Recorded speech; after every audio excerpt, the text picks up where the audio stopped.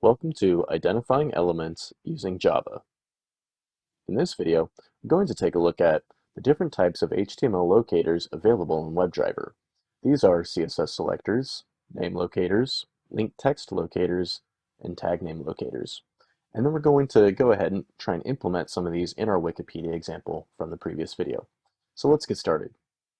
So as you've seen, and as I mentioned in the previous video, kind of the main way for you to find a web element on a page using your Java code is something kind of like this. It's the WebDriver.findElement method, where you pass in a locator, which, could be using the by method, or it could be a class that you've wrapped, anything like that. But find element is kind of the basic building block for all of that. So as I mentioned, we have CSS selectors, and we saw in the last video that we can target web elements based on CSS selectors. So, an ID with the hash sign first, or a class with a dot and then the name of the class. Sometimes you might also see attribute values, but those are less rare, or those are less common. They tend to be kind of when you're trying to target tricky things and hard to get elements, but most of the time we stick to IDs and classes. Now, there's also the name locator, and this allows you to target web elements based on a name attribute. One pro for this is that it's helpful for hard to get elements, but a con is that names are not always guaranteed to be. For example, if multiple elements have the same name, then the first element with that name will be returned.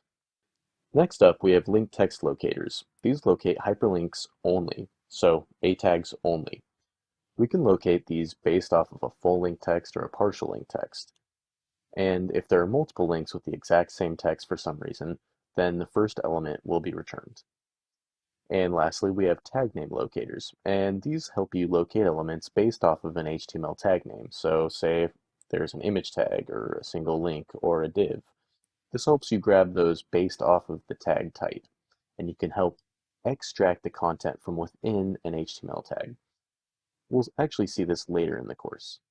All right, so after we did a quick run through of the different tag types, let's go ahead and try and implement some of these in our code. So looking back at our random wiki test that we saw from the previous video, you'll notice we just visit the Wikipedia homepage and we find a random article link and we go and visit that page.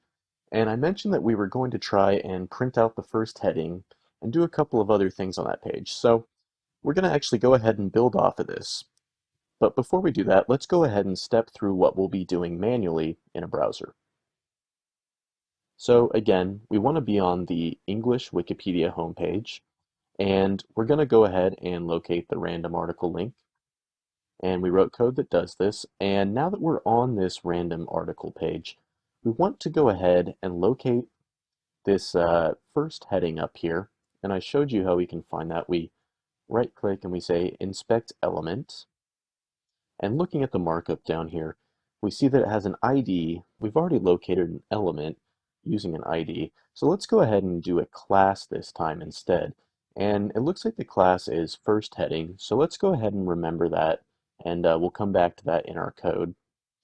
And another thing that I want to go ahead and do once we are on this page, so we want to grab that first heading and print the name of our random page title, but we also want to get, that first heading.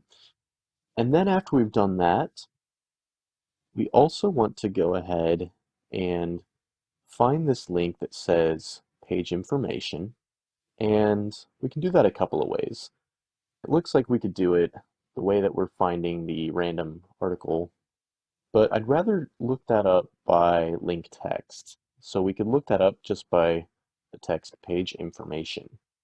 So we'll find that, we'll click it, and we'll look at our page information. We'll decide, we don't want a random page anymore. We want to do a new search. So we'll go ahead and locate this box up here, and we will inspect that. And it looks like we could find this maybe by title, or actually, let's use name. We'll use name equal search. So we'll remember search as a name that we're going to look up. And we'll say that we want to type, I don't know, selenium. Or maybe not selenium. Let's do selenium software. And we want to be on the Selenium Wikipedia homepage. and then we'll close the browser. We just want to go ahead and see Selenium. So I think this will give us an ample opportunity to use different types of web elements. So let's go ahead and try and implement this in our code. So like I mentioned, we want to do a couple of different tasks. We want to print the first heading. We want to view page info. And lastly, we want to do a whole new search with the search bar. All right, so let's start breaking this down. So we want to print the first heading, and we're already printing out the page title up here. Let's go ahead and comment that out for now. We don't want too many things being printed out. So let's go ahead and find the first heading. So once we're on the random page, we can say driver dot find element. We'll say by CSS selector. Only this time, instead of using the hash symbol that we used up top for a class, we're going to use, or for an ID, we're actually going to use a dot for a class, and we'll say first heading. And actually, that will just return the web element itself, and we want to go ahead and get the text. So we'll say get text. Now let's go ahead and assign this to a variable, and we'll say string first heading. All right, now let's go ahead and print out the first heading variable. All right, there we go. Now that should cover that section. Now the next thing we want to do is we want to locate that page information link. And then we want to click it. So we can do that by saying driver dot find element by link text. Pass the text, which is page information. And then we will click that link. And let's go ahead and sleep 5 seconds just so we can visually verify that we are on the page information.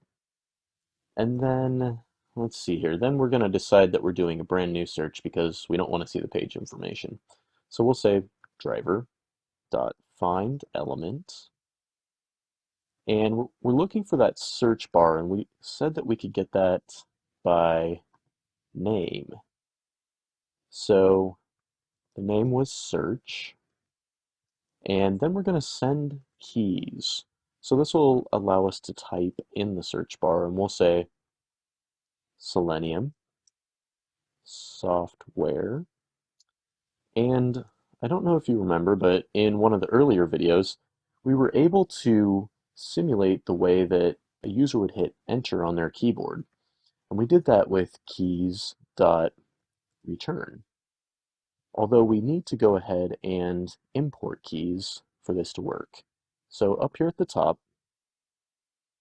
let's import keys. We'll say import org.openqa.selenium.keys.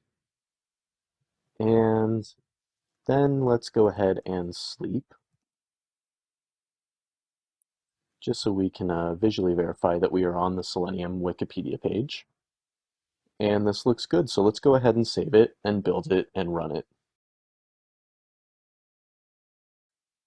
All right, so let's go ahead, build the project, and let's go ahead and run it. So we spin up Firefox, go to the home page, click random article. We're on the random article. We will print out the first header, click page information, looks good. Now we're going to go up in the search box, Selenium software, and here we are in the Selenium software Wikipedia page. We printed out our random page first heading, which we saw was Eurasian Craig Martin. And there you have it. We just located multiple types of web elements using different methods. In the next video, I'll show you how to get tricky and hard to find web elements using something called XPath.